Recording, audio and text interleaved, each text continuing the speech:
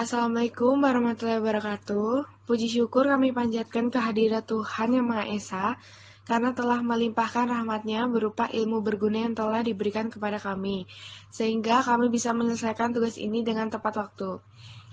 Terima kasih tidak lupa kami ucapkan kepada dosen yang mata kuliah pengantar hukum bisnis, dan yang telah memberikan tugas presentasi ini kepada kami, sehingga kami bisa mengasah kemampuan kami untuk menyelesaikan tugas presentasi pengantar hukum bisnis ini.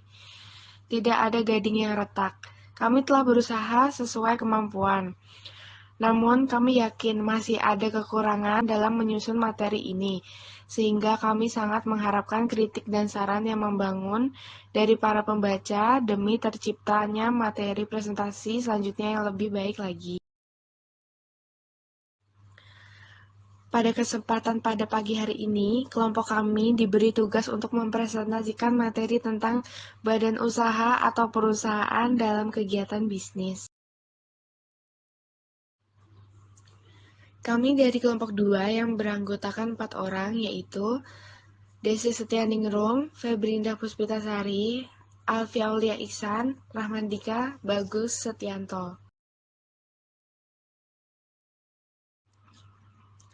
Ada 3 materi yang akan kami jelaskan, yaitu badan usaha atau perusahaan, bentuk-bentuk badan usaha, dan yang terakhir materi yang akan kami jelaskan tentang bentuk-bentuk badan perusahaan.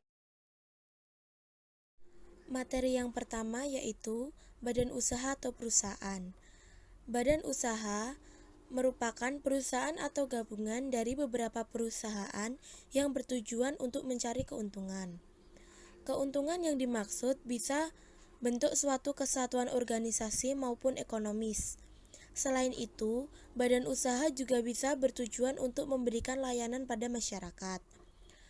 Pengertian badan perusahaan merupakan badan yang berbentuk toko, instansi, atau pabrik tempat di mana berlangsungnya suatu kegiatan usaha. Kegiatan tersebut bisa menghasilkan produk entah dalam barang atau jasa. Bentuk-bentuk badan usaha ada 3. Yang pertama koperasi, yang kedua BUMN, yang ketiga BUMS. BUMN meliputi yang pertama Perjan, perusahaan jawatan, yang kedua Persero, perusahaan perseorangan, dan yang ketiga Perum, perusahaan umum. BUMS meliputi yang pertama perusahaan perseorangan (PO), yang kedua firma (FA), yang ketiga komanditer Venuscape (CV), yang keempat perseroan terbatas (PT). Bentuk badan usaha yang pertama adalah koperasi. Koperasi merupakan suatu badan usaha dengan didasari oleh asas-asas kekeluargaan. Bisa diartikan juga, koperasi adalah organisasi ekonomi dioperasikan untuk kepentingan bersama. Berdasarkan Undang-Undang Nomor 25 Tahun 1922 tentang Perkoperasian dijelaskan bahwa koperasi bersifat terbuka, demokratis, dan mandiri, memberikan balasan atas jasa terhadap pemodal, pendidikan dalam perkoperasian, kolaborasi antar suatu koperasi. Bentuk badan usaha yang kedua adalah BUMN atau disebut badan usaha milik negara. Modal suatu BUMN sebagian atau seluruhnya dimiliki oleh pemerintah. Walaupun bekerja demi kepentingan suatu negara, pegawai BUMN tidak bisa disebut sebagai pegawai negeri. Ada 3 macam bentuk BUMN. Pertama, Perjan atau disebut perusahaan jawatan. Yang kedua, Persero atau disebut perusahaan perseroan. Yang ketiga, Perum, perusahaan umum. Selanjutnya, bentuk BUMN yang pertama adalah Perjan atau disebut perusahaan jawatan. Perjan merupakan BUMN yang budgetnya termasuk dalam APBN atau disebut anggaran pendapatan dan belanja negara. Perjan memiliki tujuan untuk membuat sejahtera masyarakat melalui pengabdian dan pelayanan. Hal tersebut dilakukan tanpa mengabaikan poin-poin esensi, efektivitas, ekonomi, serta pelayanan yang baik. Bentuk BUMN yang kedua adalah persero, perusahaan perseroan. Sebuah perusahaan milik negara yang memiliki bentuk perseroan terbatas. Perusahaan tersebut bertujuan untuk mengejar keuntungan dengan memiliki saham yang seluruhnya atau sebagian dengan minimum 51% dengan kepemilikan atas nama Negara Republik Indonesia. Pendirian persero bertujuan untuk menyediakan barang atau jasa yang memiliki nilai jual lebih tetapi tetap memiliki kualitas yang baik. Bentuk BUMN yang terakhir adalah perum, perusahaan umum. Perum merupakan perusahaan yang kepemilikan sepenuhnya dimiliki oleh negara. Perum memiliki tujuan untuk kemanfaatan dalam hal yang umum, baik dalam bentuk jasa maupun barang. Kegiatan perusahaan umum juga harus memperhatikan kualitas serta keuntungan dengan asas pengelolaan perusahaan. Dalam membentuk suatu perum, dibutuhkan koordinasi antara Menteri BUMN, Menteri Keuangan, dan Presiden. Bentuk badan usaha yang terakhir adalah BUMS, Badan Usaha Milik Swasta. Badan usaha yang modalnya dimiliki oleh pihak swasta. BUMS ini memiliki beberapa bentuk dengan tujuan mencari keuntungan dalam mengembangkan usaha. BUMS memiliki dua jenis antara lain badan usaha swasta dan badan usaha swasta asing. Nah, badan usaha swasta dalam negeri adalah badan usaha yang modalnya dimiliki oleh masyarakat dalam negeri. Sedangkan badan usaha swasta asing adalah badan usaha swasta yang modalnya dimiliki oleh masyarakat yang bukan warga negara Indonesia. BUMS ini terdiri dari perusahaan perseroan atau PO, firma atau FA, Commandeer Financial atau CV, dan yang terakhir perseroan terbatas atau PT. Jenis BUMS yang pertama adalah perusahaan perseorangan atau yang disebut PO. PO merupakan salah satu bentuk bisnis yang dimiliki oleh satu orang. Umumnya, PO memiliki modal kecil, jenis produk dan jumlah produksinya terbatas, tenaga kerja sedikit, alat loginya cukup sederhana.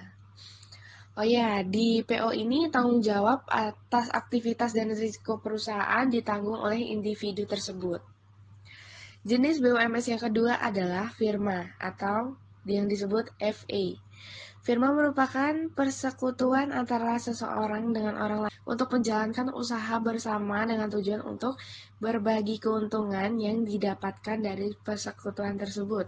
Nah, dapat disimpulkan bahwa firma memiliki minimal anggota 2 orang. Anggota tersebut yang akan bertanggung jawab terhadap perusahaan dan sesuai dengan yang tertera pada angka pendirian firma. Apabila bangkrut, semua anggota bertanggung jawab hingga modal pun ikut dipertanggungjawabkan. Jenis BUMS yang ketiga adalah Commandeer Financial atau CV. CV merupakan bentuk kemitraan yang dibentuk oleh 2 orang atau lebih dengan beberapa anggota memiliki tanggung jawab yang tidak terbatas dan beberapa lainnya yang memiliki tanggung jawab terbatas.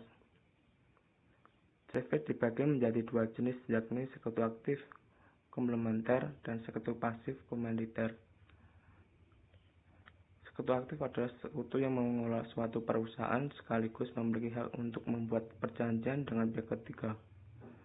Sedangkan sekutu pasif adalah sekutu yang hanya menyerahkan modal tetapi tidak ikut campur dalam pengelolaan perusahaan.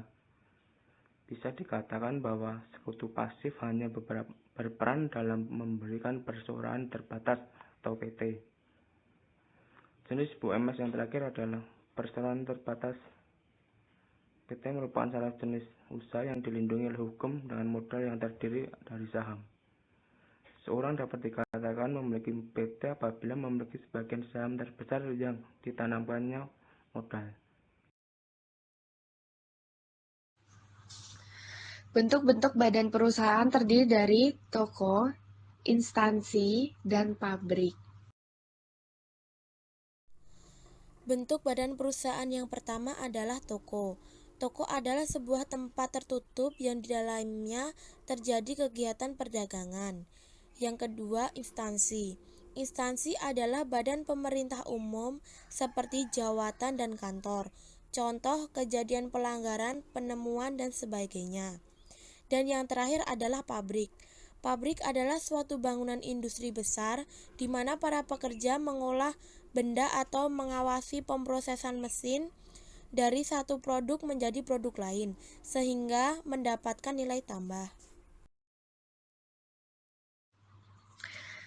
Dari materi yang sudah kami presentasikan tadi, kami dapat menyimpulkan bahwa badan usaha memiliki 3 bentuk, yaitu koperasi, BUMN, dan BUMS. Dan badan perusahaan juga memiliki 3 bentuk, yaitu toko, instansi, dan pabrik. Berikut adalah link referensi materi kita. Dalam penyampaian materi dan tulisan materi, masih banyak kekurangan sehingga tidak sesuai dengan keinginan pembaca dan pendengar. Untuk itu, kami mengharapkan saran dan kritikan dari kalian untuk membangun suatu penyampaian materi dan tulisan materi lebih baik lagi ke depannya. Dari kelompok 2, presentasi saya tutup. Wassalamualaikum warahmatullahi wabarakatuh.